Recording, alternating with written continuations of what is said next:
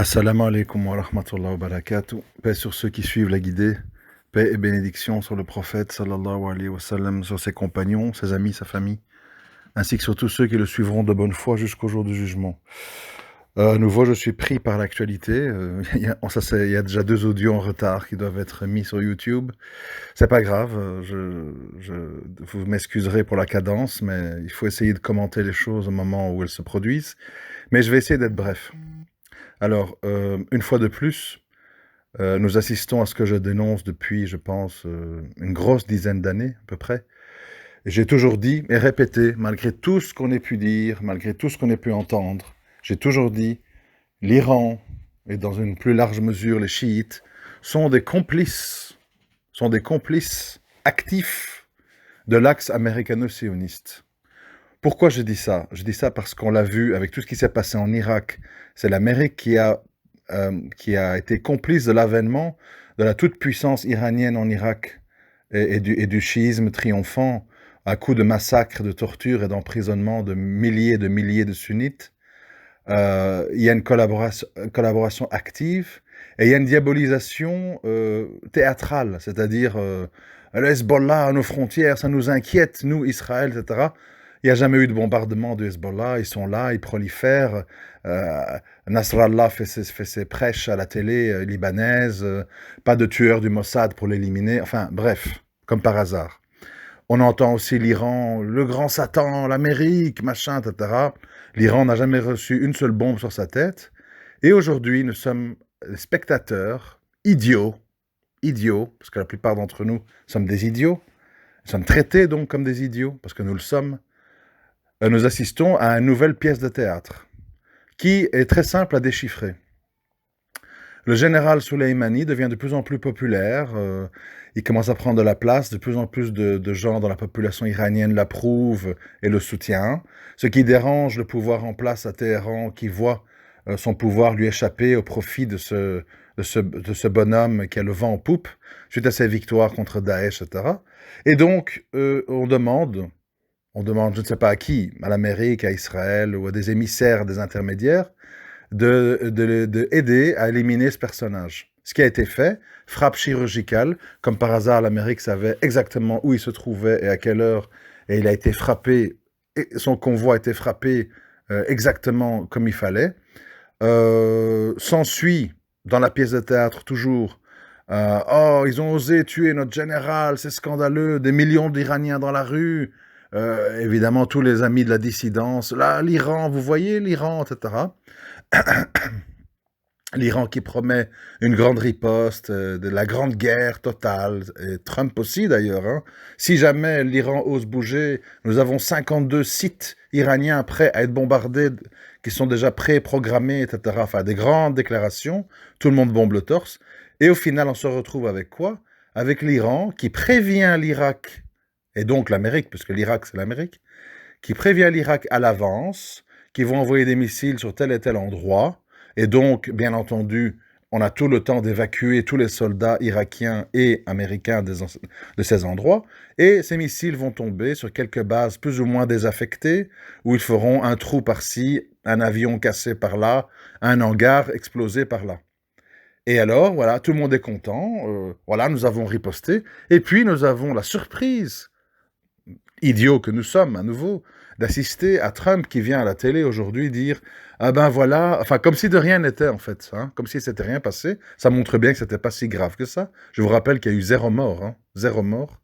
Il y a eu plus de morts pendant l'enterrement de Soleimani en Iran, où il y a eu une 50aine de gens piétinés, tellement ils sont aussi des chimpanzés là-bas, à se pousser, à se frapper la tête, à se gifler et à pleurnicher comme des babouins. Et là, il y a eu 50 morts. Par contre, dans la pluie de missiles en Irak, il y a eu 0 mort. Hein. C'est merveilleux, 0 mort. Hein. Même pas un cycliste qui passait par là. C'est merveilleux. Et donc, nous avons Trump qui arrive en faisant semblant de rien et qui dit, bon, ben, voilà, il n'y a pas eu de mort. Nous tendons la main à l'Iran pour parler de paix s'ils arrêtent leur programme nucléaire. On est reparti dans le blabla actuel que Trump n'arrêtait pas de dénoncer chez Obama. Et on recommence encore un tour de piste. Rappelez-vous, c'est une longue histoire, l'Iran. Hein. C'est une longue histoire avec McCain, Bomb, Iran, et puis on a eu... enfin, chacun est venu en parlant de la grande menace iranienne. Netanyahou, qui est venu aux Nations Unies avec des grandes affiches. Attention à l'Iran, ils vont avoir la bombe, etc. Et alors, comme à chaque fois, j'avoue que je me suis laissé un petit peu prendre cette fois-ci. Je me suis dit, tiens, là, quand même, c'est différent.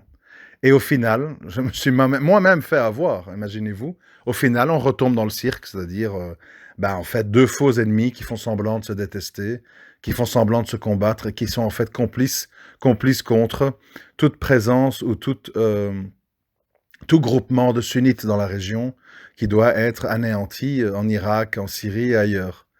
Ce que je n'ai pas compris dans cette grande stratégie, c'est en fait pourquoi depuis 2011, on diabolise Bachar el-Assad, comme on l'avait fait avec Poutine, avec l'Ukraine avant, pour finalement ne pas le combattre et maintenir comme ça quelques groupes dans le nord du pays qui combattent avec les moyens du bord, sans pouvoir remporter de grandes victoires parce qu'il n'y a pas les moyens de combattre des barils de poudre qui tombent du ciel, des bombardements faits par les avions russes et compagnie.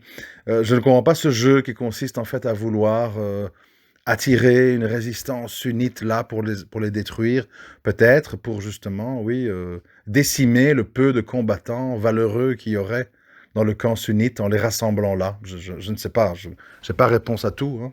Donc, à vous peut-être de vous exprimer dans les commentaires, de venir avec vos théories.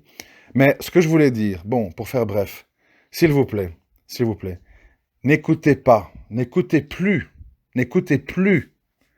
tous ces ignares, ces clowns, Alain Soral, Dieudonné, ils se ridiculisent eux-mêmes. Regardez-les dans quel état ils sont, avec des amendes, avec des promotions de Zincoin, je sais pas comment ça s'appelle, Spercel, ou je sais pas quelle monnaie Dieudonné parle avec son petit-neveu qui a fait ça.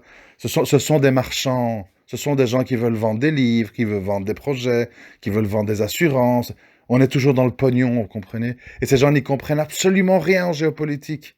Quand ils disent c'est des agents de la CIA dans le nord de la Syrie, vive l'Iran, ils osent, tout ça avec l'appui de Thierry Meyssan, du réseau Voltaire, et de toute la clique d'extrême droite en France, qui est toute fière de nationalisme iranien, parce qu'ils s'y retrouvent eux-mêmes en tant que nationalistes français, vive l'Iran, vive la Perse, etc.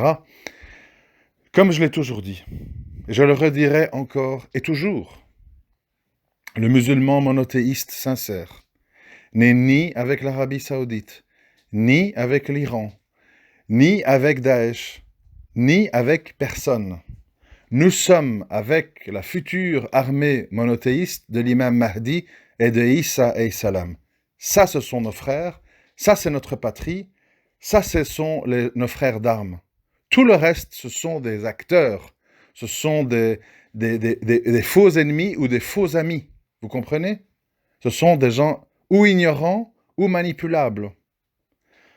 Et vous ne pouvez pas, par fainéantise intellectuelle, dire « Ah bon, l'Arabie, c'est les lieux saints, donc quoi que fasse MBS, j'y souscris, ne critiquez pas les gouverneurs, bande de takfiri. » Vous ne pouvez pas faire ça.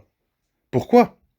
Parce qu'il y a des hadiths de la fin des temps qui disent, et ils le savent, ces salafis, mais ils ne le disent pas, qui disent, il y aura, ils vous disent, Médine et la Mecque, c'est les endroits gardés par des anges où Dajjal ne rentrera pas. C'est vrai. Mais ça sera après qu'il y ait eu 3 tremblements de terre pour nettoyer la péninsule arabique de toutes les hypocrites qui y sont. Et Dieu sait qu'ils y sont nombreux. Il faut pas oublier ça. Il y aura un nettoyage avant ça. En ce moment, c'est la porcherie. Vous comprenez? Et c'est la porcherie en Iran, et c'est la porcherie dans les groupes de résistance, où le faux est mélangé au vrai, et il y a des groupes nationalistes, des démocrates, et des 3/4 islamistes, et des khawarij, et des takfiris, on s'y retrouve plus. Les gens de confiance, les musulmans sincères, ce sont des gens qui ne sont pas encore là, qui n'existent pas encore, c'est ce qu'on appelle l'armée du Mahdi et l'armée d'Isa et Salam. Tout le reste, c'est une supercherie. Vous comprenez? Ce sont des mensonges. Ce sont des choses pour vous faire dévier de l'objectif principal, qui est de soutenir ces futurs musulmans. Daesh y compris, puisqu'on l'a tous vu, Ça a été une fausse piste, ça a été une impasse, et ça a été des groupements qui ont semé plus de divisions qu'autre chose. Je suis désolé, je sais que ça ne plaît pas à tout le monde de l'entendre, mais c'est une réalité. Pourquoi? Parce que c'est le timing. C'est le timing, Allah il a son timing, et les humains ils croient chaque fois que c'est le grand soir. On a cru que c'était le grand soir avec Bachar el-Assad, on a cru que c'était le grand soir avec les missiles iraniens, et ce n'est pas le grand soir. Ce n'est pas le grand soir parce que c'est Allah qui décidera quand les choses se produiront. En ce moment, la seule chose à faire, préserver votre foi, s'éloigner de toute agitation, de tout scénario émotionnel, prendre soin de sa foi, lire, s'endurcir, se purifier le cœur, demander pardon pour ses péchés, être attentif à l'actualité, oui, mais en sachant très bien que nous sommes dans la grande ère du Dajjal où il y aura beaucoup de fausses pistes, beaucoup d'illusions, beaucoup de mensonges. Regardez, c'est tout azimut, l'Iran, la série sur Netflix, Messia, machin, ça n'arrête pas, ça n'arrête pas. Et sachez une chose, souvent je parle d'intelligence. Vous m'avez souvent entendu parler d'intelligence. C'est pas suffisant. L'intelligence peut être un piège. L'esprit d'observation peut être un piège. L'esprit d'analyse peut être un piège. Parfois, moi, je me méfie de moi-même. Parce qu'il faut surtout avoir la pureté dans le cœur pour avoir le furqan, discernement. Discerner, et c'est Allah qui aide à discerner. Votre petit cerveau humain, et le mien avec, n'est pas capable de discerner, parce que nous sommes faibles, nous sommes manipulables. Combien de gens, par le rire, se sont alignés derrière Dieudonné? Aujourd'hui, on voit qu'il n'est qu'un clown, qu'il n'est qu'un vendeur de tapis. Mais en attendant, il a des centaines de milliers de musulmans qui l'ont suivi, qui l'ont aimé, qui l'ont propagé, qui l'ont défendu. Idem pour Soral, idem pour ceci, idem pour Marc-Édouard Nab. Parce que nous ne recherchons pas assez la proximité avec Allah pour voir clair. On fait trop confiance, moi y compris, à notre petit cerveau, à notre intelligence, aux gens qu'on apprécie parce qu'ils ont le sens de la répartie. Tariq Ramadan, rappelez-vous, il y a des gens qui l'ont pris pour un prophète. Tariq, pas touche à Tariq, lui au moins il bouge, il est invité à la télé, il nous défend. Combien de fois j'ai entendu tout ça? Au final, on se retrouve avec un bézouilleur du dimanche dans les hôtels Formule 1 qui